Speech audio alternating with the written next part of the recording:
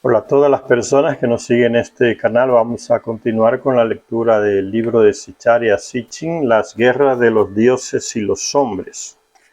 Estamos hablando de ese personaje bíblico que es Abraham, situándolo en el contexto histórico. Sigue diciendo Zecharia Sitchin que no se dice en ninguna parte qué es lo que la familia de Abraham hizo en Harán. Recuerden que el tal Yahvé le pide a Abraham que vaya desde Ur hasta allá a Harán. Entonces Zecharia Sitchin dice, no se dice en ninguna parte de la Biblia qué es lo que la familia hizo en Harán. Pero si tenemos en consideración su linaje real y su estatus sacerdotal, debieron pertenecer a la jerarquía de Harán. Era un linaje sacerdotal, desde Nippur hasta Ur, después en Harán. Entonces, esa es una familia, como diríamos, una familia de alcurnia distinguida, ¿no? De clase alta, diríamos hoy. Si tenemos en consideración su linaje real y su estatus sacerdotal, debieron pertenecer a la jerarquía de la ciudad de Harán. La familiaridad con la que más tarde trataría Abraham algunos reyes nos sugiere que debió tener algo que ver con las relaciones exteriores de Harán y su amistad con los hititas que vivían en Canaán, renombrados por su experiencia militar, los hititas, grandes guerreros. Esa competencia militar que con tanto éxito empleó en la guerra de los reyes. Parece que esa convivencia con los hititas ahí en Harán ayudó a Abraham a tomar un conocimiento más profundo del arte militar, porque fue después de esa estancia que él entra en una guerra con varios reyes y los derrota. Y después Zecharia Sitchin nos dirá que Abraham fue enviado por Enlil a parar la invasión de 4 reyes que iban del norte a invadir el espaciopuerto en el Sinaí. Entonces parece que esa experiencia militar de Abraham él la tomó ahí con los hititas, que eran grandes guerreros. La región de Harán, ahí por el sur de Turquía hoy. Por ahí estaba la cultura hitita, ¿no? En el territorio de lo que hoy es Turquía. Las tradiciones antiguas nos pintan también a Abraham como una persona sumamente versada en astronomía. Que normalmente las personas que nacían en Nippur, o sea, en Sumeria, toda esa región, esas ciudades, fundaron los Anunnaki, tenían unos grandes conocimientos, ¿no? A nivel económico, a nivel astronómico, a nivel matemático, una educación superior, diríamos hoy, que otros pueblos no tenían, no eran tan avanzados, porque ahí estaban los Anunnaki en Sumeria, y les transmitían a los sumos sacerdotes y estos al pueblo esa gran formación, esa gran información astronómica, que era necesaria, ¿no? Cuando Abraham hace viajes largos en esas regiones, pues necesitaba esos conocimientos para guiarse, ¿no? Por las estrellas, como se hacía. Recuerdan en la Biblia, ¿no? Los magos que llegaron de esa región de Sumeria dicen que adorara al niño Jesús en Belén. Y se guiaban por las estrellas, o sea, eran personas expertos en astronomía, por eso se guiaban por las estrellas. Pero hay mucha manipulación, porque dice en el Evangelio, ¿no? Que la estrella iba guiando a los reyes.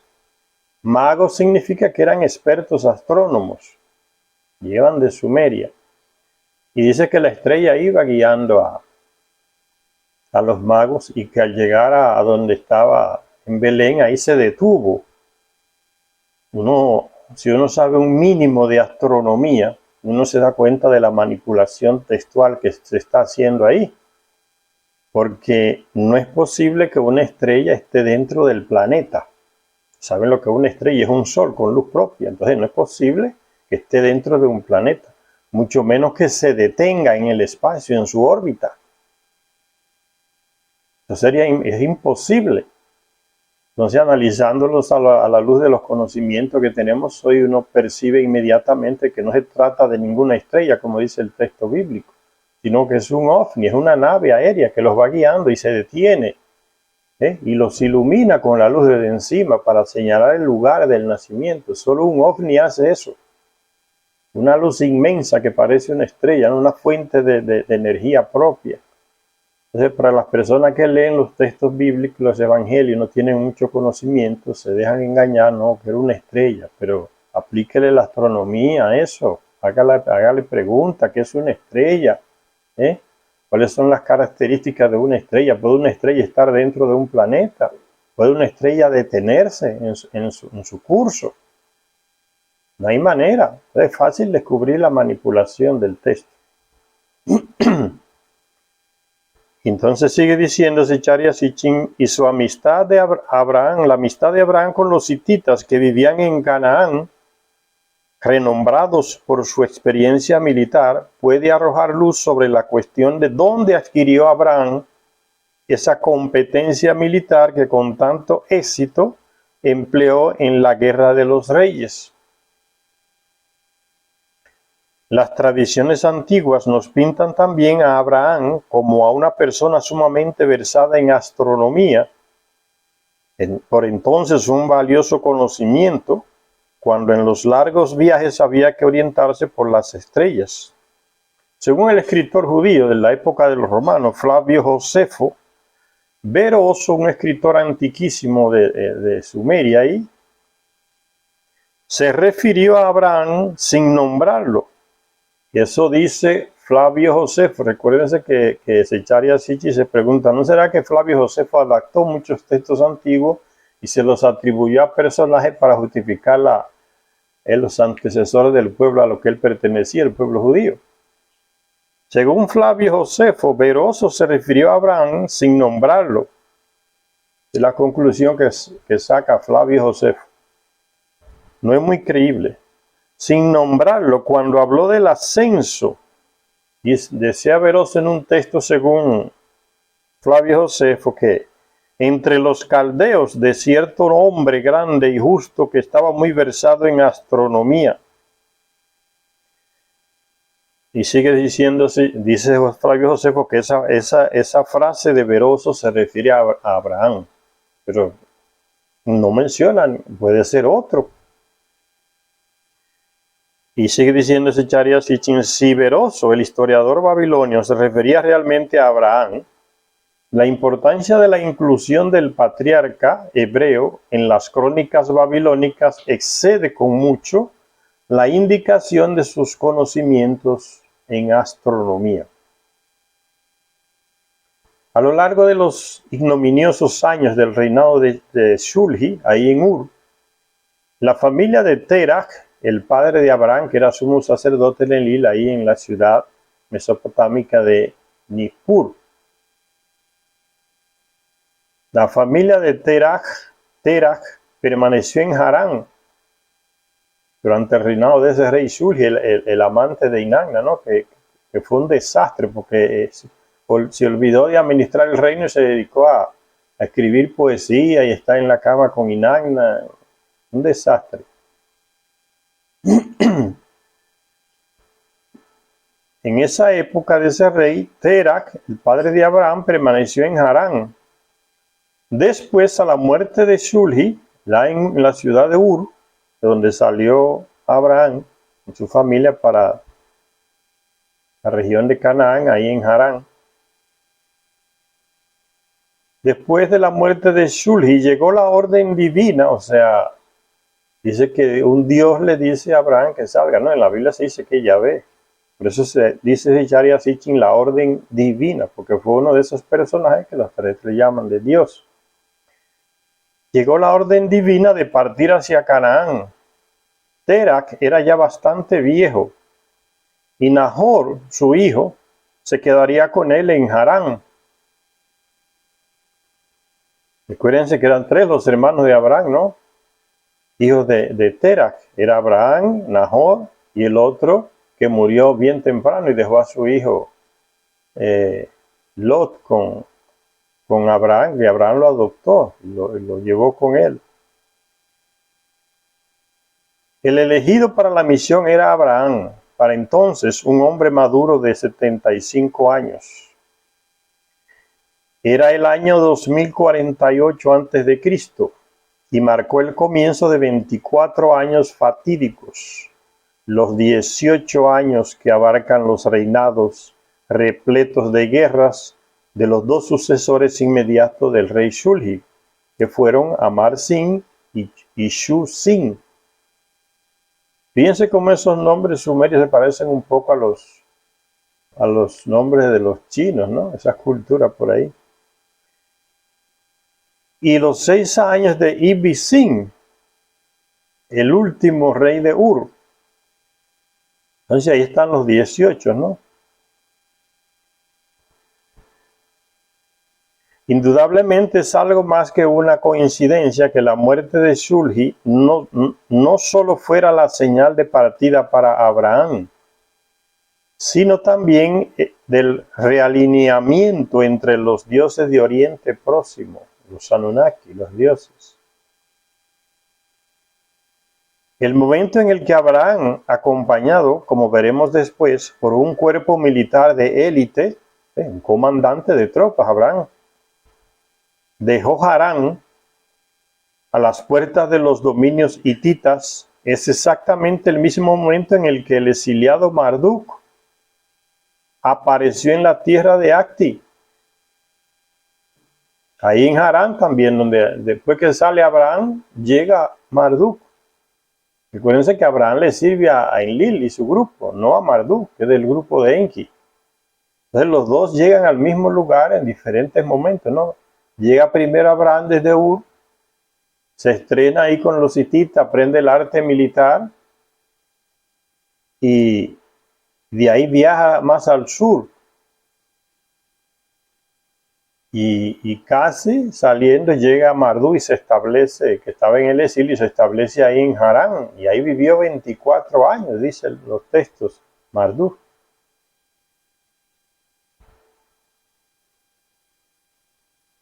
Dice,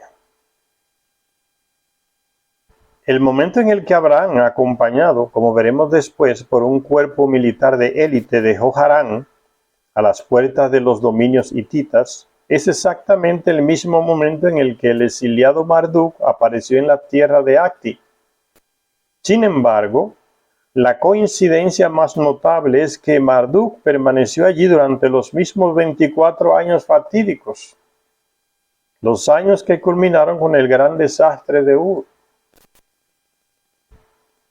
Las evidencias de los movimientos de Marduk están en una tablilla encontrada en la biblioteca de Asurbanipal, ahí en Mesopotamia, en la cual un anciano Marduk cuenta sus antiguas andanzas y su posterior retorno a Babilonia. Los Anunnaki se ponen viejos.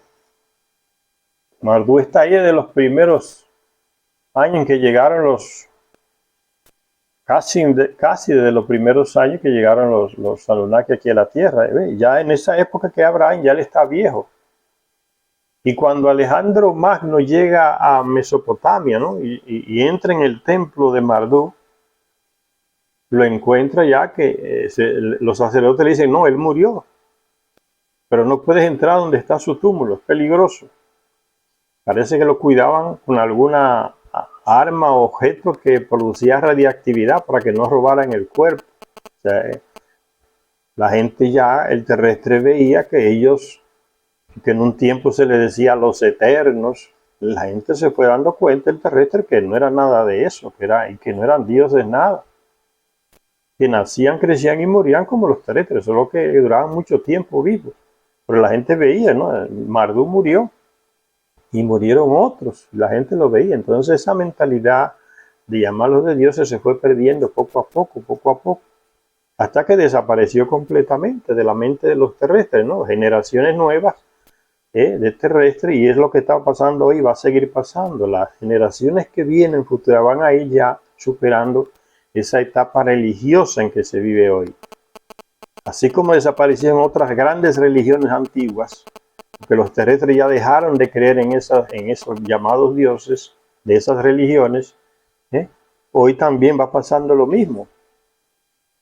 Ya las sociedades van avanzando en conocimiento, la ciencia va avanzando, entonces las iglesias se van quedando vacías y esa etapa religiosa se va superando.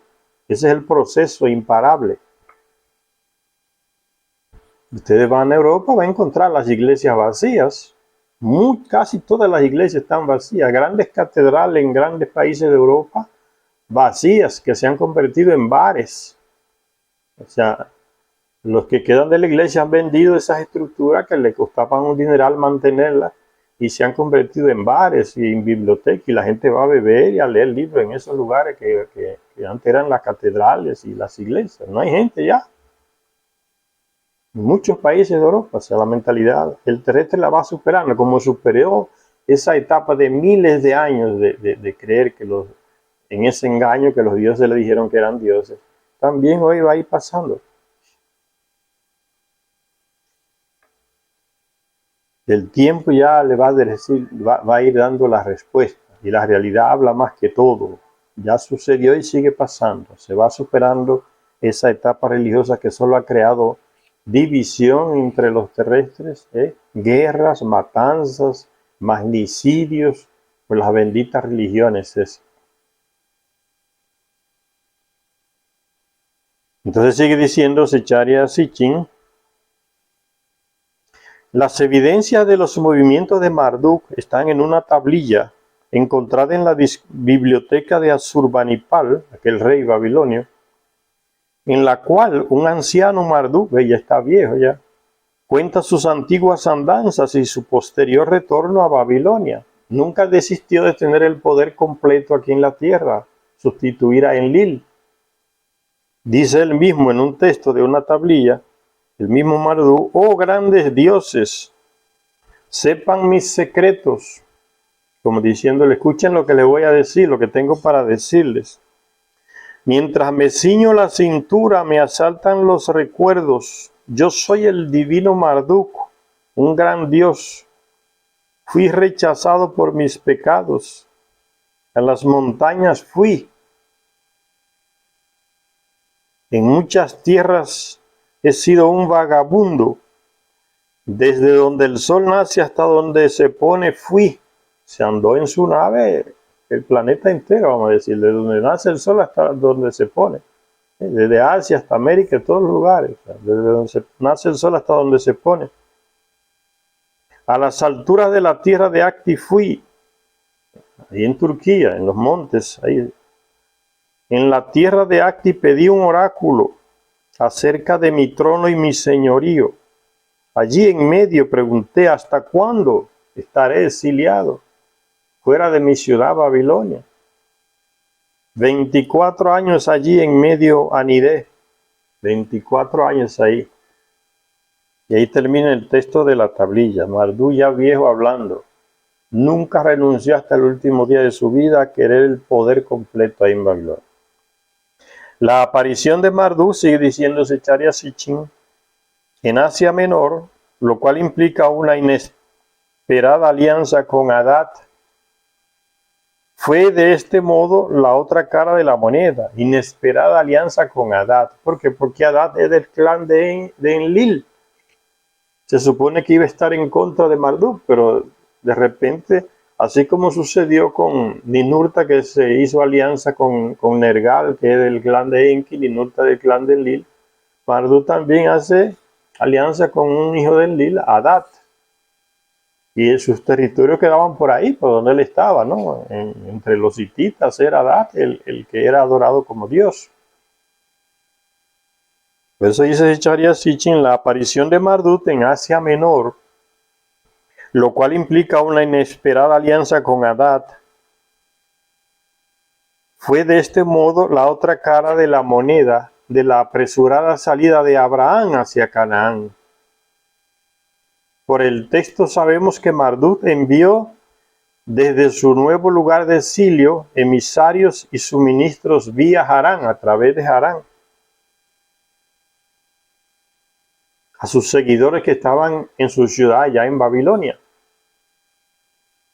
y a sus representantes comerciales en la ciudad de Mari, de lo que hoy es Siria por ahí, abriéndose paso de este modo por ambas entradas, la de Nagnar-Sin y la de Inanna o Istar. Viene el viejo Marduk de su exilio, comienza a preparar a su gente que estaban en Babilonia, en su ciudad, a armarlos, a prepararlos para reconquistar el poder. Y no iba a ser de una manera pacífica, era con guerra, conquistando lugares.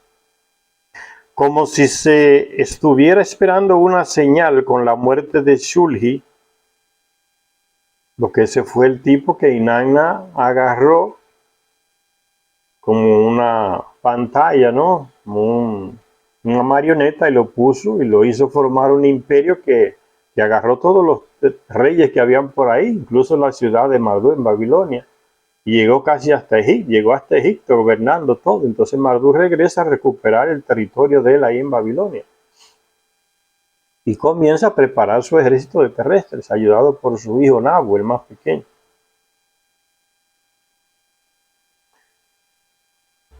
Como si se estuviera esperando una señal con la muerte de Shulgi, todo el mundo antiguo se puso en movimiento. La casa de Nagnar estaba desacreditada y la casa de Marduk veía aproximarse por fin la hora de su supremacía. Y recuérdense que ya venían tribus del norte atacando a Ur y le iban arrinconando. Entonces quedaba poco ya de aquel imperio que fundó Sargón, apoyado por Inanna. Ya todo estaba casi reducido a la ciudad de Ur en el sur. Y ahora llega Marduk a darle el toque de gracia, ¿no? El tiro de gracia a ese reinado de Nagnar-Sin ahí en Ur. La casa de Nagnar estaba desacreditada y la casa de Marduk veía aproximarse por fin la hora de su supremacía. Aun cuando el mismo Marduk estaba todavía exiliado de Mesopotamia, su primogénito Nabu, aquí o fue Secharia Sitchin o fue el que redactó el libro, que cometió un error, porque Nabu no era el primogénito de Marduk. Los primeros hijos de Marduk fueron Osiris y Set, allá cuando él estaba en Egipto. Marduk nació después que murió Osiris, asesinado por su propio hermano Set. Entonces no era el primogénito, como está diciendo aquí ese texto. Marduk estaba todavía exiliado de Mesopotamia y su hijo Nabu estaba ganando conversos para la causa de su padre, o sea, haciendo propaganda en todas esas ciudades por ahí del Mediterráneo, de Canaán, lo que hoy es Palestina e Israel, haciéndole propaganda que su padre venía, que vamos a prepararnos a nivel militar, a nivel ideológico, a todos los niveles, para conquistar todo el territorio de Mesopotamia, porque el poder le corresponde a Marduk. Entonces esa era la propaganda. Y muchas ciudades y muchos reyes querían liberarse de la opresión en que los sometió el rey Shulgi, ¿no? Al formar el imperio de Ur y después colocado en manos de Nagnar-Sin. Entonces se aliaron con Marduk porque era para liberarse de la opresión del imperio de Ur, ¿no? Entonces con esa propaganda de Nabu, el hijo de Marduk, los fue preparando y apoyándolo. Y es igual que pasa hoy, ¿no? Se cambian de bando porque ven que el bando nuevo que llega es poderoso. Lo dirige un Anunnaki que tiene poder. ¿Cuál Anunnaki? Marduk. Antes no lo hacían revelarse abiertamente porque no tenía un Anunnaki que los apoyara. Pero ahora llega Marduk y ellos saben que Marduk tiene poder. Entonces se cambian al bando de Marduk. Dice la casa... Aun cuando el mismo Marduk estaba todavía exiliado de Mesopotamia, su primogénito, su hijo Nabu, estaba ganando conversos para la causa de su padre. Su base de operaciones, la base de operaciones de Nabu, era su propia residencia o templo, como decían los terrestres, ¿no? Desde ahí en Borsippa, una ciudad que estaba ahí en Babilonia, en las orillas del río Éufrates. Todavía quedan unas ruinas ya destruidas de Borsippa. Fue destruida con el ataque nuclear. de Nergal y Ninurta, ¿no? Para impedir que Marduk y Nahor y sus seguidores se apropiaran del espacio puerto, que era el centro estratégico más importante de todos los Anunnaki ahí en Mesopotamia. Y Marduk llegó con esa disposición, preparó un ejército de terrestres ayudado por Nahor, su hijo, para apoderarse del espacio puerto. Ahí tenía el control ya de todo. Ahí en el Sinaí que estaba. Ese era el objetivo principal, el centro del poder. Entonces Nahor trabajaba ahí desde su propio centro de culto, de su residencia en Borsippa, pero sus esfuerzos alcanzaban a todos los países, incluido al Gran Canaán. O sea, la influencia de él llegaba a todos esos países que estaban por ahí, en Canaán, lo que hoy es Israel, Palestina, el Líbano, parte de Siria, toda esa región del Mar Muerto, por ahí, todas esas ciudades se aliaron con Marduk.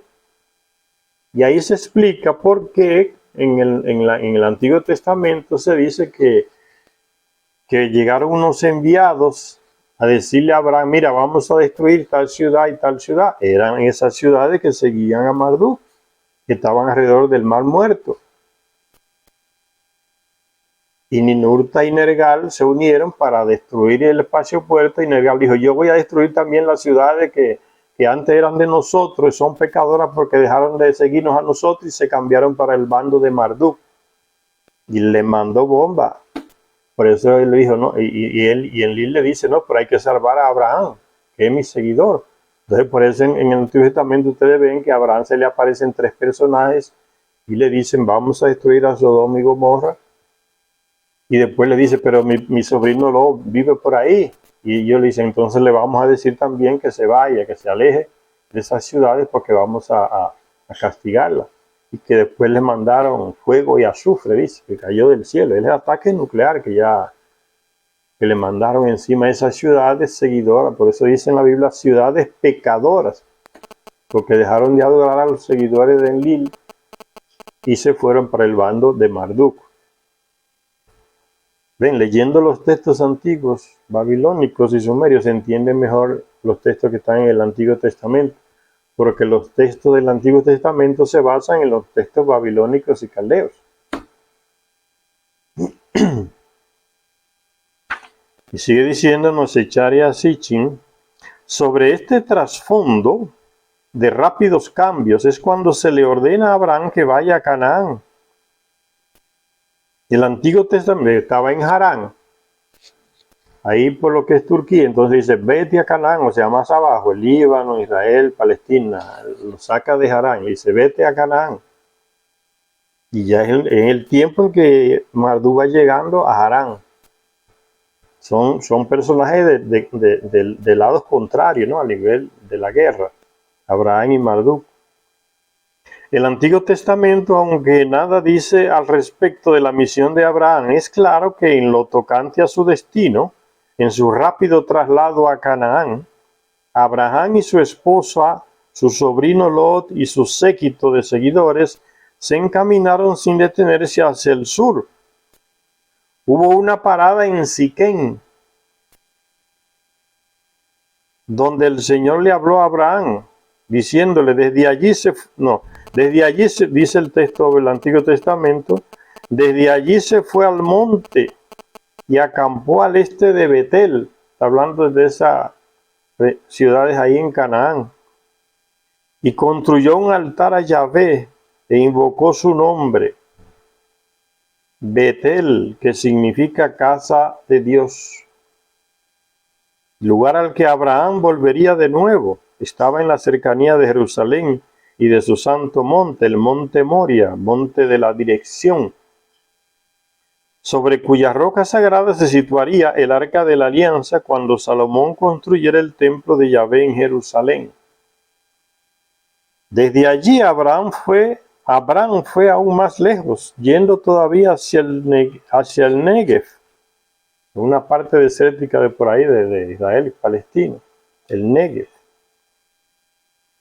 La árida región en donde se funden Canaán y el Sinaí. era con toda claridad el destino de Abraham. En varias declaraciones divinas se indica el arroyo de Egipto, actualmente llamado Wadi el Arish, como frontera sur de los dominios de Abraham, y el oasis de Cades Barnea como el puesto avanzado más meridional. En un mapa se puede ver esas cosas que uno está hablando. Dice, ¿qué tenía que hacer Abraham en el Negev? Dice, se pregunta Zecharia Sitchin, cuyo nombre significa la sequedad, Negev. Habla de su aridez. ¿Qué sucedía en aquel lugar que requería la precipitada llegada del patriarca, su presencia allí tras un largo viaje desde Harán al norte, para plantarse en medio de kilómetros y kilómetros de tierra estéril, de ese desierto?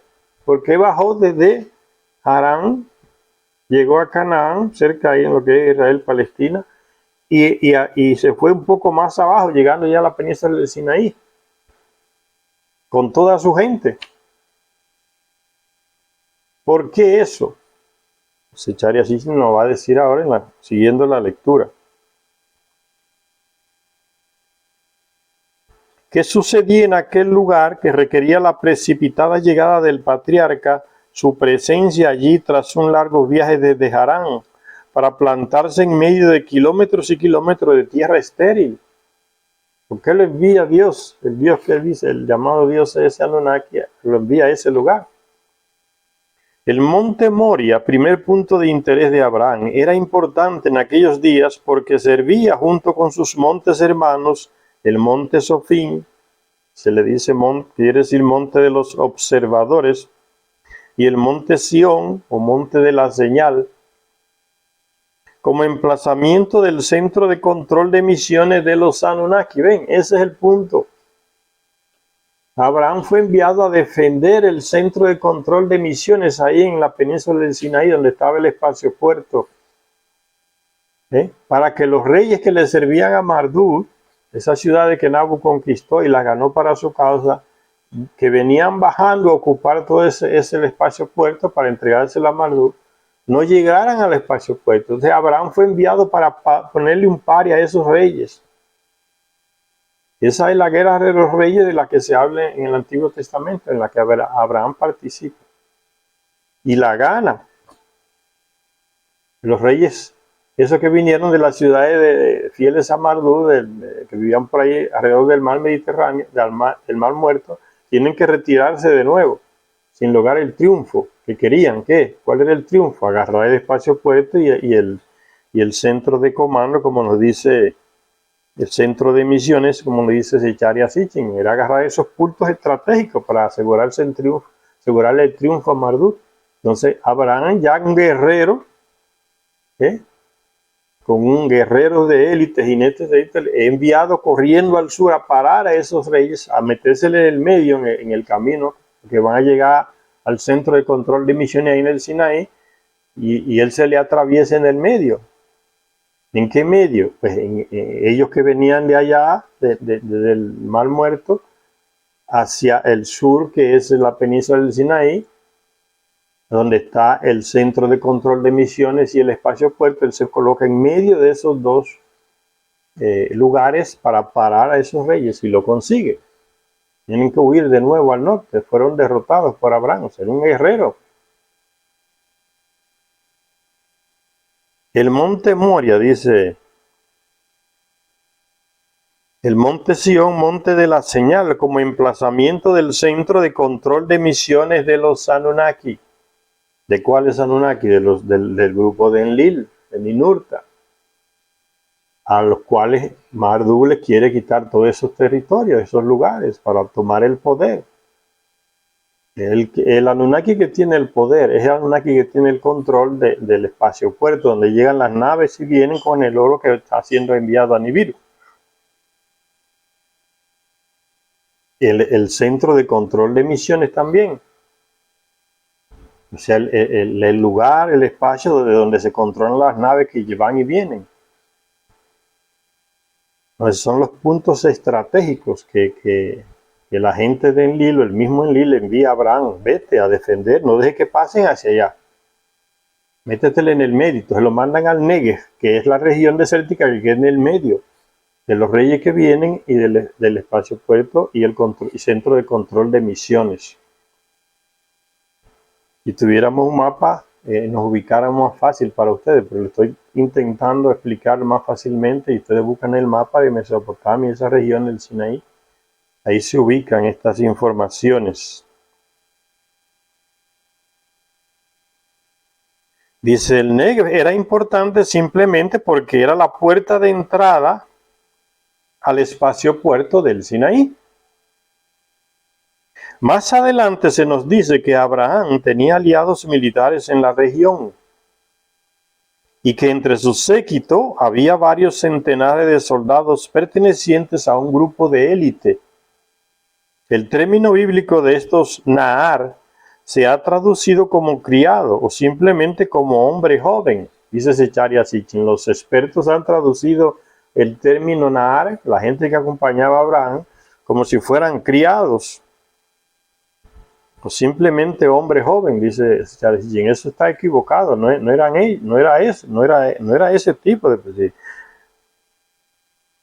Dice Zecharia Sitchin, pero después que esos expertos hablan de esa traducción, que son criados de Abraham, que son hombres jóvenes, Zecharia Sitchin entonces los contradice y coloca un pero. Los estudios han demostrado que en Urrita se designaba con esta palabra a los jinetes u hombres a caballo. Los urritas que vivían ahí, era una cultura también guerrera que vivía al sur de los hititas. Por ahí lo que hoy es Siria y esos lugares, por ahí estaban los urritas también. Entonces, en el lenguaje de los urritas, que son de esa misma época, ese término se atribuye a jinetes u hombres a caballo. Esa era la gente que acompañaba a Abraham, no eran criados o hombres jóvenes como tradujeron los expertos bíblicos. De hecho, en recientes estudios de textos mesopotámicos que tratan de movimientos militares, se habla entre los hombres de los carros y la caballería de los lunar, que significa hombres nar. ¿Ves? La misma palabra que usa el término bíblico Nahar, los Nahar, que los expertos traducen como criado. Y ese Zecharia dice, no, eso no significa criado, son jinetes a caballo. Caballería, los lunar, hombres nar, que hacían las veces de una caballería ligera, ¿sí? Podía desplazarse rápidamente.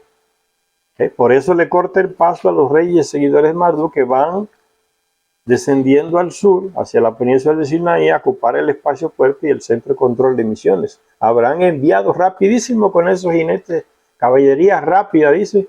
Llega primero que ellos y se le planta ahí y los enfrenta antes de que sigan bajando hacia el espacio puerto y el control de misiones.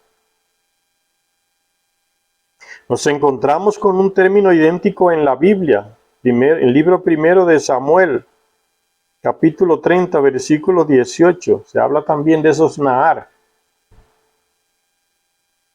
Tras el ataque, dice ese texto del libro primero de Samuel, tras el ataque del rey David sobre un campamento amalecita, los únicos que escaparon fueron 400 Isnahar, caballería rápida, literalmente hombres Nahar o lunar, que cabalgaban camellos, ¿ves? El camello se desplaza más rápido que el caballo en esas regiones desérticas, soporta más la sed, tiene más resistencia que el caballo. Entonces esos jinetes de Abraham eran rápidos, pudieron llegar más rápido que los reyes a ese lugar del Negev, porque iban en camellos, caballería ligera pero en camellos, o sea, y todas esas técnicas se conocían, técnicas guerreras. ¿Cuál es el animal más rápido para correr en el desierto? El camello, no el caballo. Al decirnos que los soldados de Abraham eran hombres Nahar, el Antiguo Testamento nos hace ver que llevaba con él un cuerpo de caballería ligera, probablemente jinetes de camellos, más que de caballos.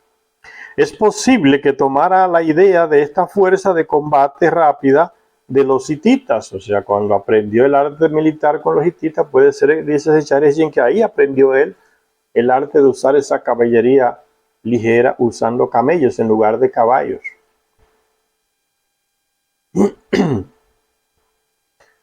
Dice, es posible que tomara la idea de esta fuerza de combate rápida de los hititas, en cuya frontera estaba ubicada Harán, pues para las áridas regiones del Negev y del Sinaí resultaban más adecuados los camellos que los caballos. La imagen de Abraham que se nos va conformando, no como un pastor nómada, sino como un comandante militar innovador de ascendencia real, ¿ve? Y una imagen distinta a la que se nos habla en el texto bíblico, o la que nos han transmitido los expertos que interpretan esos textos. Una imagen muy diferente. La imagen de Abraham que se nos va conformando a través de estas informaciones, no como un pastor nómada, sino como un comandante militar innovador de ascendencia real, puede que no encaje con la habitual imagen de este patriarca hebreo, pero está más de acuerdo con los antiguos recuerdos de Abraham. Así, citando fuentes antiguas relativas a este, Flavio Josefo, en el siglo I después de Cristo, dice de Abraham: Abraham reinó en Damasco, donde era un extranjero, tras llegar con un ejército de las tierras que hay por encima de Babilonia, desde donde tras un tiempo prolongado el Señor lo había levantado y lo había sacado del país junto con sus hombres, para llevarlo a la tierra que entonces llamaban Canaán, pero que ahora llaman Judea. Esa información la da Flavio Josefo, siglo I después de Cristo, un judío. La misión de Abraham, sigue diciendo Sitchin, era una misión militar. Proteger las instalaciones espaciales de los Anunnaki, el centro de control de misiones y el espacio puerto. ¿Ven cómo cambia radicalmente la idea que nos da el experto bíblico? Como que padre de la fe y no sé cuánto y no sé cuándo, nada de eso. Una misión militar que le encargó un Anunnaki en Lil, para que se le atravesara a la gente de Marduk que iban a ocupar el espacio puerto y el centro de control de misiones. La Biblia habla en el Antiguo Testamento habla de los Anunnaki, señor. Y Yahvé era uno de esos. Nada de lectura de fe, de lectura espiritualista, como hace mucha gente con esos textos del Antiguo Testamento. Ahí son los Anunnaki actuando a través y usando los terrestres en guerras, ¿ves? Por el poder.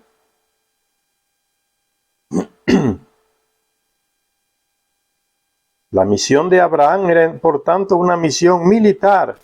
¿Cuál? Proteger las instalaciones espaciales de los Anunnaki, el clan de Enlil, o sea, el centro de control de misiones y el espacio puerto.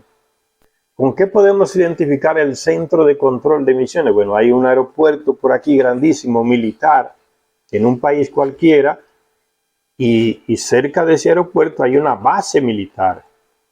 Y ahí están instalados todos los aparatos, la logística, están los hombres expertos en eso, en aviones, en temas de aeronáutica, ¿no? Para proteger ese lugar estratégico que es el aeropuerto, porque si llega a otro país para atacar, va a querer invadir o bombardear ese lugar, para que no salgan los aviones de ahí. Pues eso es lo que se refiere, el centro de control de misiones de ese centro, que dirigía todas las operaciones del espacio puerto, de los Anunnaki, para que se entienda más o menos de qué se trata. Tras una corta estancia en el Negev, donde se le atravesó a los reyes que venían del sur del Mar Muerto al servicio de Marduk, tras una corta estancia en el Negev, ese es un lugar desértico, ya le dijimos, Abraham atravesó la península del Sinaí y llegó a Egipto. Evidentemente no eran unos vulgares nómadas cuando a Abraham y a Sara se les llevó al palacio real. Dice el texto bíblico del Éxodo que Abraham fue llevado al faraón y que el faraón se enamoró de la mujer de Abraham. que era Sara, su media hermana, pero que no sabía que era su media hermana. Después que se enteraron, entonces se la devolvieron. ¿Por qué no nos avisaste que era tu hermana? Pero fíjense quién lo recibe. Es como cuando usted va a otro país, usted haya que lo va a recibir el presidente a usted uno cualquiera del pueblo. Usted llega y va a la casa donde va, pero al palacio de gobierno no lo van a llevar. Ahora, si es un personaje de importancia política, económica, militar, lo recibe las grandes autoridades. Pues por eso es que Abraham es recibido en Egipto por el faraón. Ven cómo va tomando sentido en los textos bíblicos. Dice, tras una corta estancia en el Negev, Abraham atravesó la península del Sinaí y llegó a Egipto.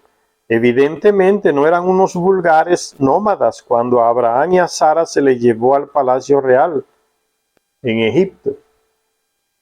Según nuestros cálculos, debió ser hacia el 2047 a.C., cuando los faraones que gobernaban entonces el Bajo Egipto, la parte norte de Egipto es el Bajo Egipto, porque el Alto Egipto está caminando hacia lo que hoy es Sudán, Eritrea. Esos son los lugares montañosos donde viene bajando el río Nilo hacia el valle, ya aquí, ya llegando al Mediterráneo. Entonces por eso dice el Bajo Egipto, esa parte norte, y donde están el Gran Valle y las grandes pirámides, es el Bajo Egipto.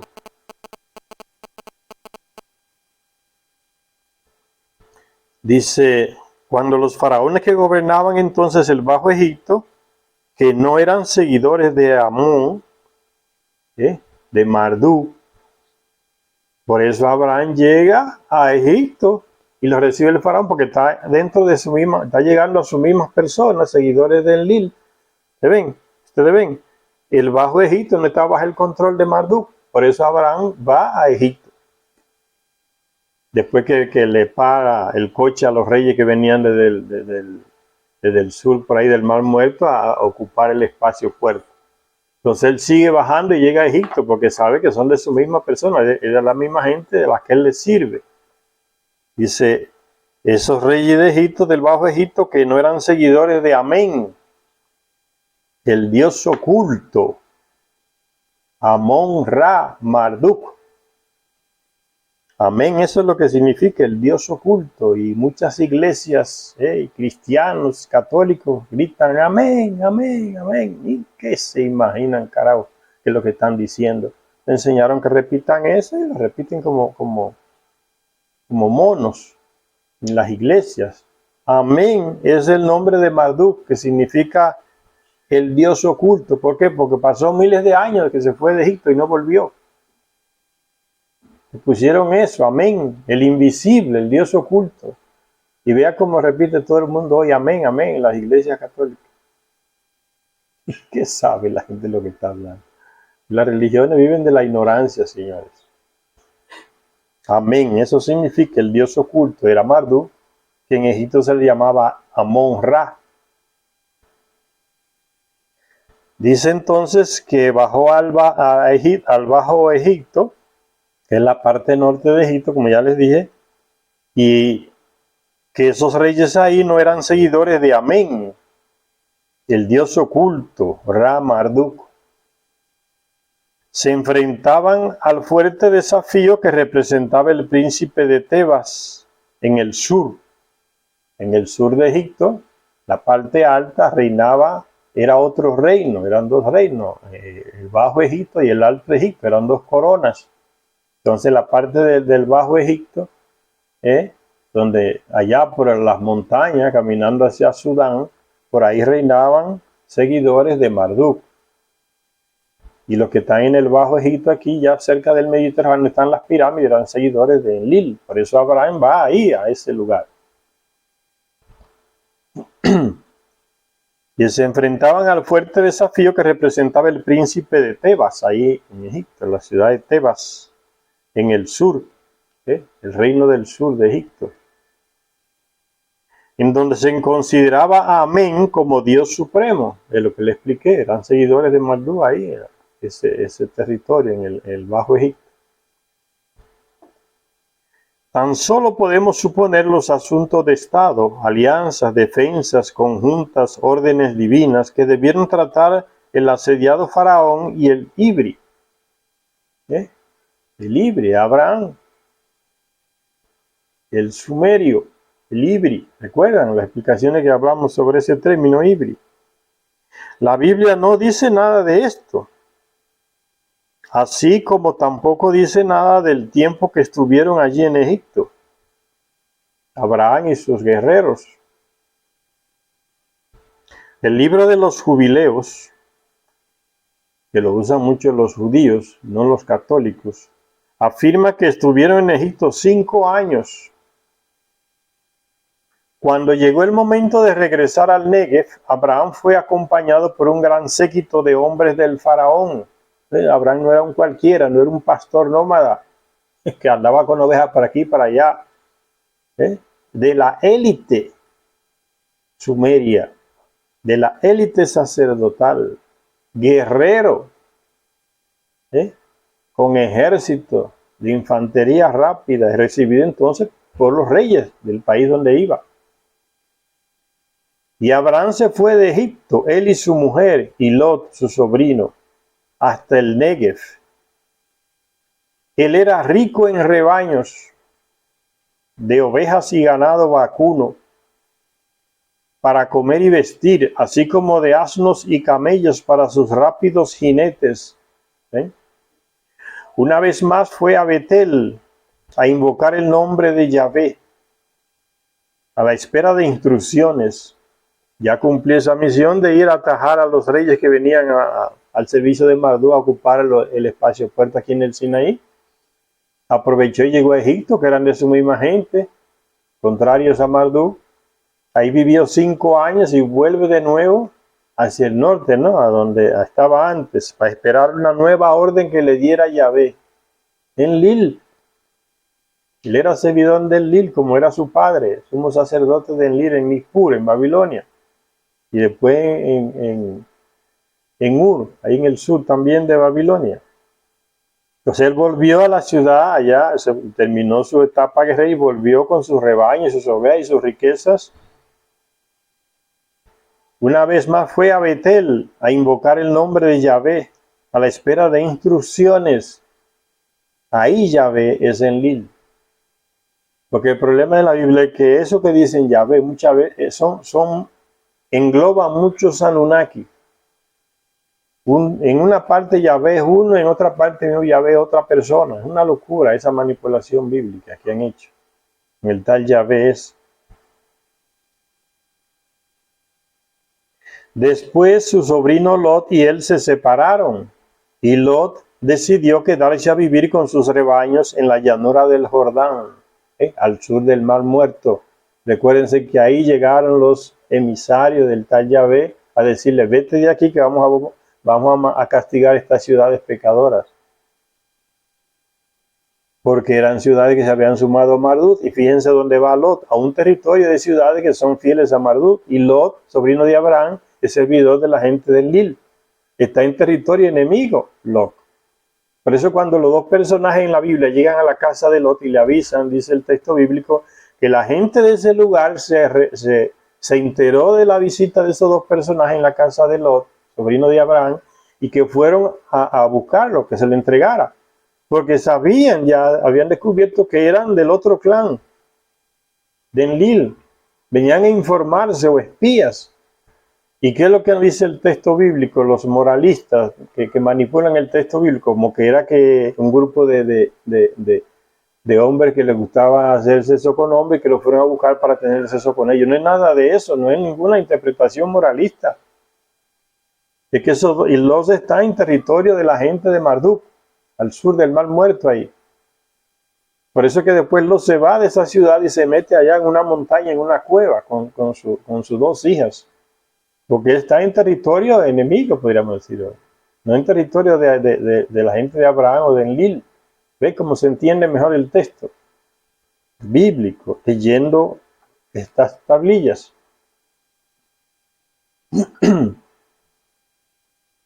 Los decidió quedarse a vivir con sus rebaños en la llanura del Jordán, ahí en el sur del Mar Muerto, que era de regadío como el jardín del Señor antes de que Yahvé destruyera Sodoma y Gomorra. Esa región quedó seca, por eso se le dice hasta hoy el Mar Muerto, porque el ataque nuclear de los seguidores de Enlil a esas ciudades que se habían unido a Marduk y dejado de seguir a Enlil, por eso se le dice en la Biblia ciudades pecadoras, ¿no? Se alejaron de Dios. Pues eso es lo que pasó, eso fue lo que pasó. Y se la vamos a castigar a las ciudades pecadoras. Dice que era un jardín cuando Lot llegó a esa región, a esa ciudad, y después quedó convertida en azufre, como dicen, piedras quemadas. El Mar Muerto perdió todo con el ataque nuclear, ¿no? Los animales que vivían en el mar, los que vivían en los alrededores, en las orillas, todo eso fue destruido. Ya nunca más fue jardín hasta el día de hoy. Dice jardín que era como el jardín del Señor antes de que Yahvé destruyera Sodoma y Gomorra. Que no fue solamente Sodoma y Gomorra que fueron destruidas, fueron como 5 ciudades de esos 5 reyes que estaban por ahí al servicio de Marduk. Es que la Biblia siempre pega pedacitos muy pequeños resumidos de esos textos babilónicos y sumerios. Es el problema de la Biblia, ¿no? No da toda la información. Por eso los detalles de cada texto que hay en la Biblia, uno lo encuentra en las tablillas, y da muchos detalles, señal de que ellos son los textos originales, más abundantes en detalles, ¿no? Entonces Lot se quedó ahí, que en esa época era un jardín, un territorio fértil para sus ovejas, ¿no?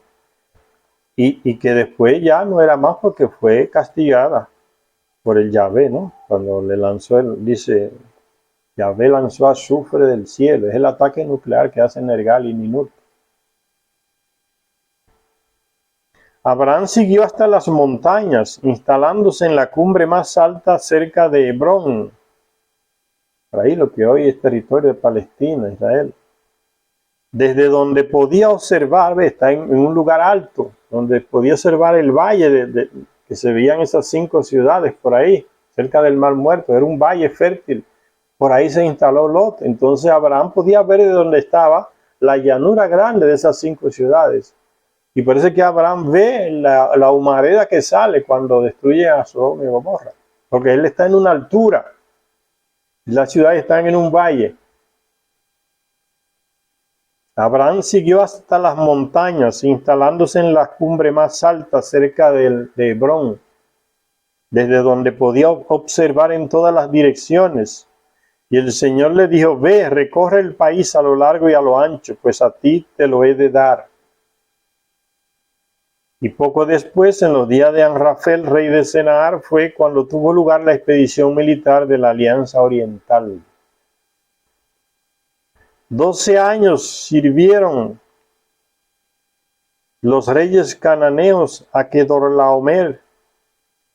En el año 13 se rebelaron, y en el 14 vinieron a Kedorlaomer y los reyes que estaban con él. Dice el libro del Génesis, capítulo 14, verso 4 al 5. Hace tiempo que los expertos vienen buscando confirmaciones arqueológicas de los acontecimientos de los que se habla en la Biblia, pero sus esfuerzos han sido vanos debido a que han estado buscando a Abraham en una época equivocada, ¿ves? La crítica de Zecharia Sitchin a esos expertos bíblicos. Están buscando a Abraham en la época equivocada. Por eso es que no consiguen confirmar arqueológicamente los textos que están en la Biblia, las interpretaciones que ellos han hecho. Dice Zecharia Sitchin, pero si tenemos razón en nuestra cronología, existe la posibilidad de que haya una solución sencilla al problema de Amrafel. Es una solución novedosa y, sin embargo, se apoya en las hipótesis propuestas e ignoradas, dice Zecharia Sitchin, de los expertos de hace casi un siglo.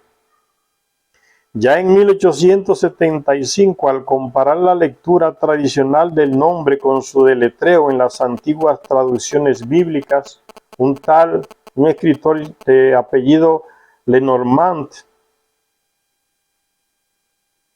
que escribió un libro en francés llamado La lengua primitiva de los caldeos, o sea, los sumerios, propuso que la lectura correcta debía ser Amar-Pal y no Amrafel,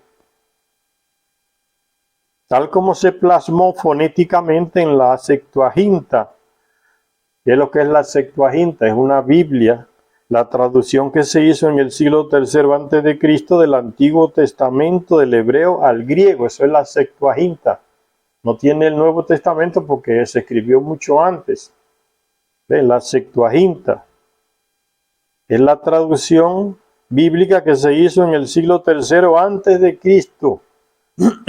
del Antiguo Testamento del hebreo al griego, del hebreo antiguo al griego. Recuérdense que Charles Hitchens es experto en hebreo antiguo y moderno, y en el griego antiguo y moderno. 2 años más tarde, otro escritor llamado de apellido Haidt, alemán, adoptó también la lectura de Amar-Pal, ya no Amrafel, sino Amar-Pal, y afirmando que el segundo elemento del nombre del rey es uno de los nombres del dios Luna, Sin, Amar Sin, Nagnar Sin, ese era el dios, el Anunnaki, hijo de Enlil. Y declara este escritor: hace tiempo que estoy convencido de que Amar-Pal fue uno de los reyes de Ur, donde reinó Nagnar Sin. En 1916, un escritor llamado Frank M. Boll, alemán, comentando el libro, el capítulo 14 de Génesis, sugirió de nuevo, sin éxito, que aquel nombre había que leerlo como en la Septuaginta, Amar-Pal.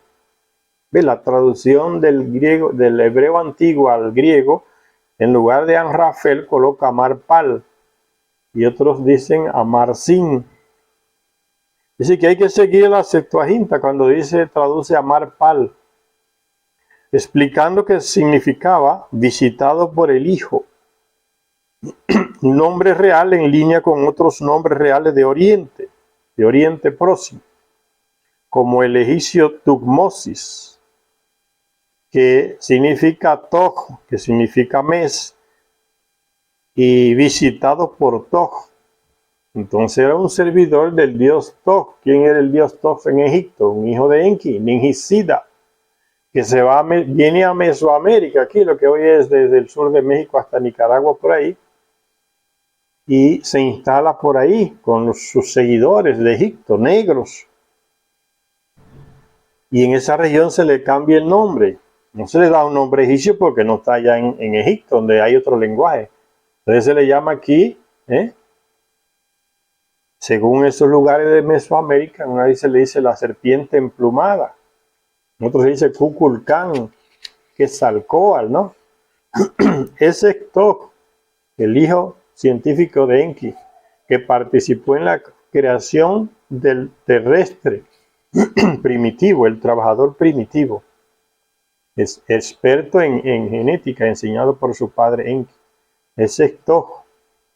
Entonces los reyes se ponían esos nombres de esos dioses porque eran servidores de ellos y para honrarlos también. Tutmosis, ahí en Egipto, Toj, que significa mes, y visitado por Toj, Tutmosis. Por alguna razón, ese escritor alemán Boll y otros olvidaron mencionar el hecho no menos significativo de que la Septuaginta tradujo el nombre de Kedorlaomer como Kodorlagomar, casi idéntico al Kudur-Lagamar de las tablillas que descubrió aquel Spartoli en el Museo de Londres. Pal, que significa hijo, era ciertamente un sufijo. La gente que no le gusta la gramática, no sé qué es lo que va a hacer, porque tenemos ahora un problema con una gran generación de estudiantes en nuestro país, que lo primero que no les gusta en la escuela es la matemática y la gramática. ¿Qué país sale a camino con esa mentalidad así?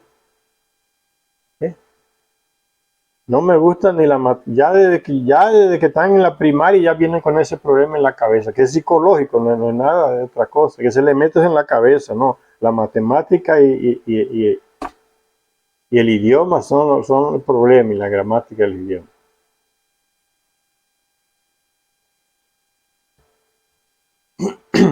Los gobiernos, los secretarias de educación, las secretarias de educación tienen que hacer un trabajo muy fuerte de renovación de esa mentalidad en nuestros alumnos, ¿no? Desde que inician ya vienen con ese miedo y esa cosa contra la matemática y la gramática, el idioma. Le huyen, como el diablo a la cruz, como dice el refrán, ¿no? En todos los países de acá, de América Latina, incluido Brasil también, el mismo problema, ¿no? Pal, que significa hijo, era ciertamente un sufijo habitual en los nombres reales mesopotámicos, identificando a la deidad considerada como hijo divino, predilecto. Dado que en Ur, la ciudad de Ur, allá en el sur de Mesopotamia, se consideraba que el hijo favorito era Nagnar-Sin, el hijo favorito de Enlil, primogénito de él aquí en la tierra, y el primogénito de él en Nibiru fue Ninurta, que también estaba aquí. Nagnar-Sin, el hijo favorito de Enlil. Sería lógico pensar que Amar-Sin y Amar-Pal fueran en Ur uno y el mismo nombre. La identificación del Amar-Pal del Génesis 14 con Amar-Sin, tercer rey de la tercera dinastía de Ur, encaja a la perfección con las cronologías bíblicas y sumeria. El relato bíblico de la Guerra de los Reyes sitúa el acontecimiento poco después del regreso de Abraham al Negev, proveniente de Egipto, pero antes del 10º aniversario de su llegada a Canaán, es decir, entre 2042 y 2039 a.C. El reinado de Amar-Sin o Amar-Pal fue de 2047 a 2039 a.C. Así pues, la guerra debió tener lugar en la última parte de su reinado. Los anales del reinado de Amar-Sin indican que su séptimo año, 2041 a.C., fue el de su principal expedición militar a las provincias occidentales. Los datos bíblicos, como el libro del Génesis, capítulo 14, verso del 4 al 5, afirman que esto sucedió 14 años después de que los elamitas, la gente de Elam, a las órdenes de Kedorlaomer, sometieran a los reyes cananeos. Y el año 2041 fue de hecho el 14º después de que el rey Sulhi, aquel amante de Inanna, tras recibir los oráculos de Nagnar, lanzara una expedición militar elamita sobre Canaán, en el 2055 a.C.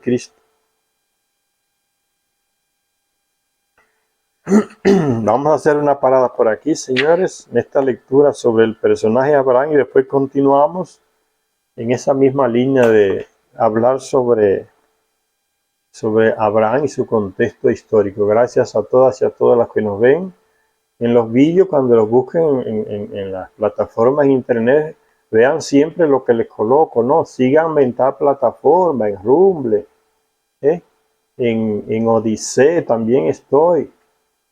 Por si acaso un día nos tumban una plataforma, YouTube, que le gusta mucho reprimir las cosas cuando hablan en contra de Israel, Estados Unidos, pues ya me encuentran en Rumble, que es una plataforma también norteamericana, pero tiene otro aspecto que no es YouTube. Y también Odisea, que es otra plataforma de subir vídeos. Ahí estoy también. Por eso les dejo el link y la dirección de mis canales ahí en Odisea y en Rumble, esa plataforma canadiense. Entonces no olviden, guarden esas direcciones. Por si acaso un día les falla YouTube, he bloqueado este canal, y entonces tienen opciones. Eso es bueno, ¿no? No esperar que a uno le roben para meter candado. Gracias a todas y a todos los que nos ven en este canal. Hasta la próxima lectura, continuando con el tema de Abraham.